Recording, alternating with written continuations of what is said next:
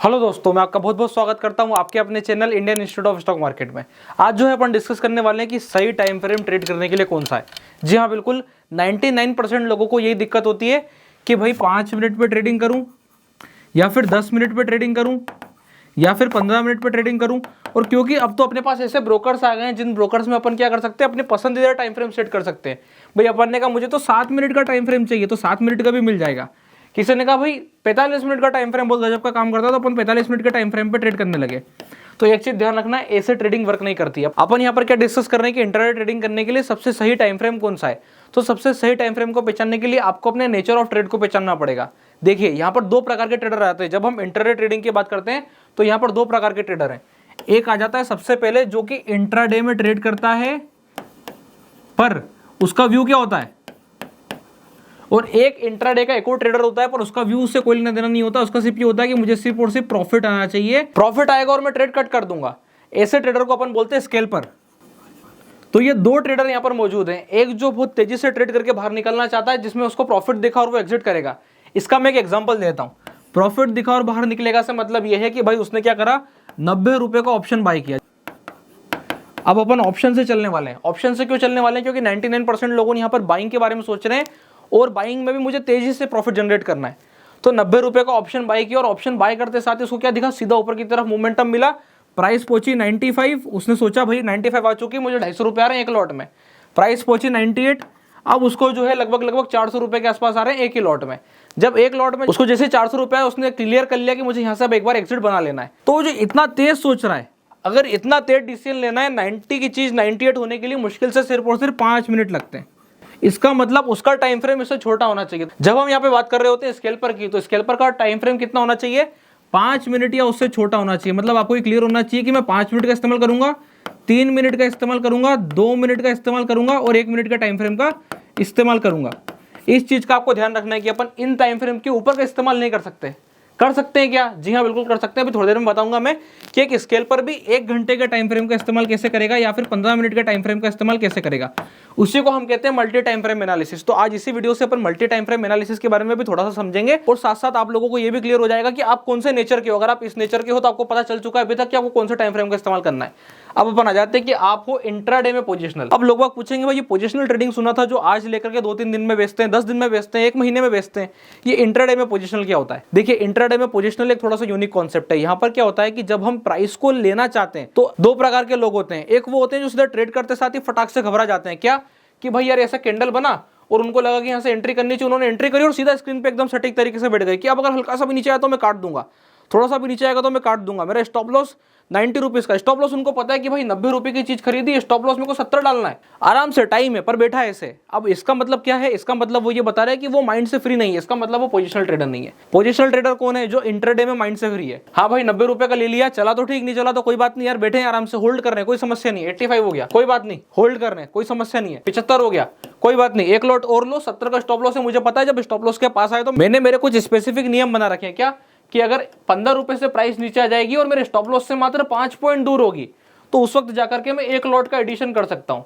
तो वहां पे जाके क्या हुआ, एक लॉट का एडिशन हुआ। अब आपने पहले क्या कर रखा था भाई, एक लॉट ले रखा था ऑलरेडी, अब आपने एक लॉट और ले लिया। अब जो आपकी एवरेजिंग 90 रुपए की आ रही थी वो एवरेजिंग सीधे खिसक के कहां आ जाएगी, 82 रुपए के आसपास की आपकी एवरेजिंग आ जाएगी।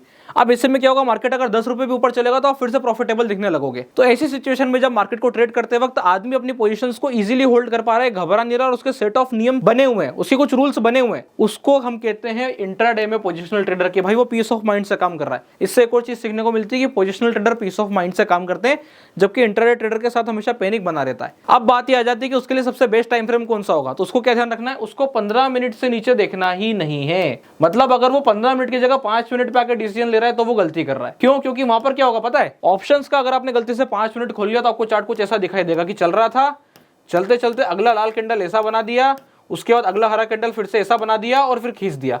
अब ऐसे में क्या लगेगा भाई, आपको तो एग्जिट करा गया, 5 मिनट का टाइम फ्रेम पे एग्जिट आ चुकी है। इस ट्रेडर की तो बात ही नहीं हो रही। ये भाई जो ट्रेडर रहा होगा वो तो यहाँ पर यहाँ लिया होगा, यहाँ निकला होगा, फिर यहाँ लिया होगा, यहाँ स्टॉप लॉस दिया होगा, फिर लिया होगा, फिर निकला होगा, यहाँ पर फिर लिया होगा, फिर निकला होगा। तो इतनी सारी अपॉर्चुनिटीज उसको मिली।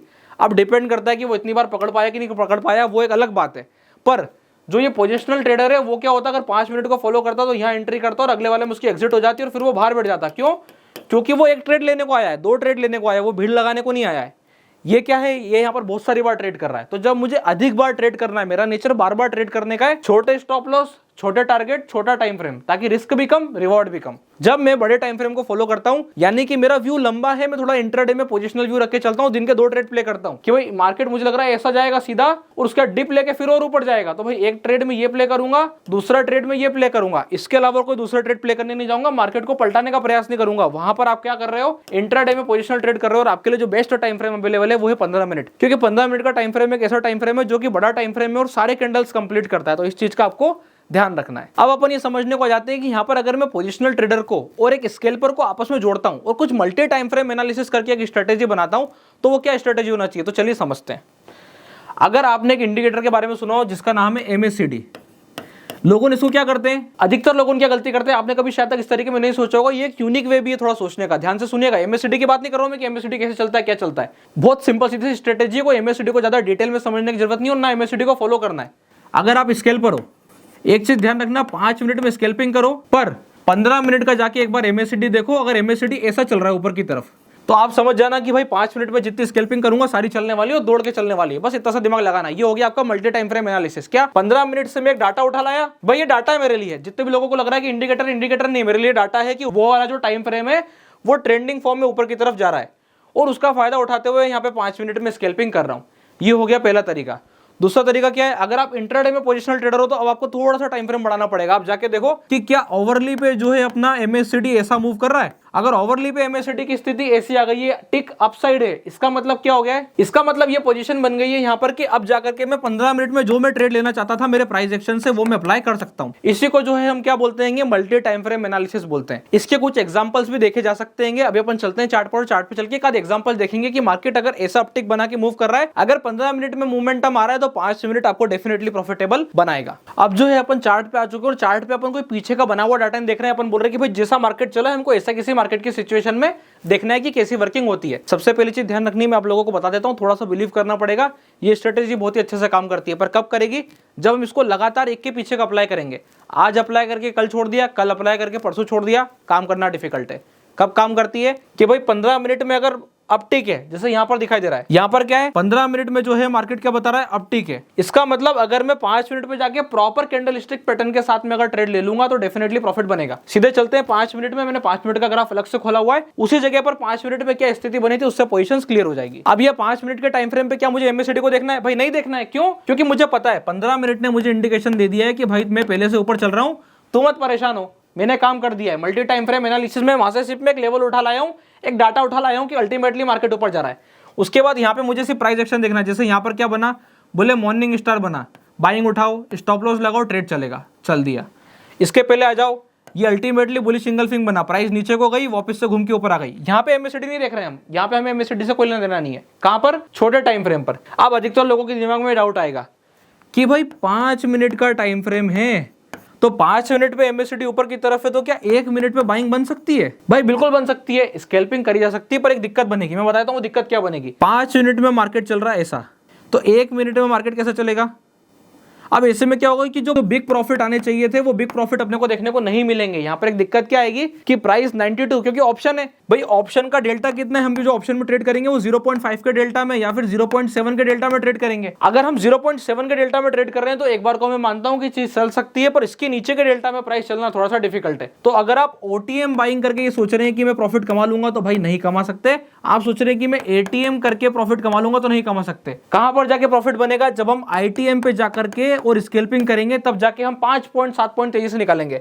वहां जाकर के 5 मिनट के MACD को देख के 1 मिनट के चार्ट पैटर्न पे ट्रेड करा जा सकता है। इस हिसाब से हम करते हैं मल्टी टाइम फ्रेम एनालिसिस। अब यहां से इसी बात पे एक डाउट और निकल करके आता है कि अगर इसी जगह पर मैं 15 मिनट के टाइम फ्रेम पे MACD को देख लिया, MACD को देखने के बाद 5 मिनट पे आके मैंने कैंडलस्टिक पैटर्न देखा और 1 मिनट पे जाके ट्रेडिंग करी, अब क्या और प्रोबेबिलिटी इंप्रूव होती है? तो जी हां, बिल्कुल इंप्रूव होती है, क्योंकि मैं क्या बोल रहा हूं आपको, यही जो है मल्टी टाइम फ्रेम एनालिसिस है। आप चाहो तो पोजिशनल ट्रेड को स्कैल्पिंग के साथ और स्कैल्पिंग ट्रेड को पोजिशनल के साथ कंबाइन कर सकते हो। देखिए, आपको ये समझना पड़ेगा कि आपको अकाउंट में मल्टीपल स्ट्रेटेजीज रन करनी है। आपको ऐसा मान के चलना है। बहुत से लोगों क्या करते हैं पता है, उनका मोटिव यही रहता है, बस दिन भर में उनका दिमाग इतना चल पाता है कि काश मैंने यहां सेल कर दिया होता, यहां बाय कर लिया होता, यहां बाय कर लिया होता, यहां सेल कर लिया होता। अपना मोटिव ये है ही नहीं। अपना मोटिव क्या है कि भाई जिस समय पे मार्केट ऐसा मोमेंटम दे रहा है मैं तो चाह रहा हूं कि मेरे स्टॉप लॉस हो जाए। क्यों? क्योंकि मेरे स्टॉप लॉस छोटे से, भाई मैं छोटा से स्टॉप लॉस देके बाहर हो जाऊंगा। मुझे क्या चाहिए कि जब मार्केट शांति से ऊपर की तरफ चल रहा है मैं ट्रेड को कितना लंबा होल्ड कर पा रहा हूं। छोटा स्टॉप लॉस, ट्रेड लंबा होल्ड करना, पहली चीज। तो अब जितने लोगों बोल रहे हैं कि ये वाला मोमेंटम पकड़ा जा सकता है, भाई पॉसिबिलिटी नहीं है। अगर आप ये मान के चल रहे हो कि इस वाले मोमेंटम को मैं पकड़ लेता, इसका मतलब फिर आपको ये वीडियो देखने की आवश्यकता ही नहीं है। आप ऑलरेडी अपने आप में एक प्रो ट्रेडर हो, क्योंकि आप ये कैंडल बना रहे हो। भाई यहाँ पे माल आपने बेचा है, फिर तभी तो आपको पता था कि इतनी बड़ी मंदी आएगी। देखो वैसे सिनेरियो में देखा जाए तो ऑलरेडी मार्केट अपनी लाइफ टाइम हाई की तरफ जा रहा था, नए हाई बना रहा था। निफ्टी में, बैंक निफ्टी में नए हाई बन रहे हैं। ऐसे में अगर ऐसा सॉलिड कैंडल आ रहा है, मतलब ये उसी को पता है जिसने एग्रेसिव सेलिंग करी है वहां पे, जिसने प्रॉफिट बुकिंग करी है। तो हमारा मोटिव क्या था? हम तो हमारे ट्रेंड को फॉलो कर रहे थे और ट्रेंड फॉलो कर करके ट्रेड लिए जा रहे थे। इस बीच क्या हुआ, एक ऐसा कैंडल बना, हमारा स्टॉप लॉस हिट हो गया। जैसे स्टॉप लॉस हिट हुआ, 15-20 मिनट की हमने शांति रखी, क्योंकि अनएक्सपेक्टेड मूव था। उसके बाद क्या हुआ, फिर से हमने हमारी रेगुलर प्रोसेस इस वाली जगह से शुरू कर दी।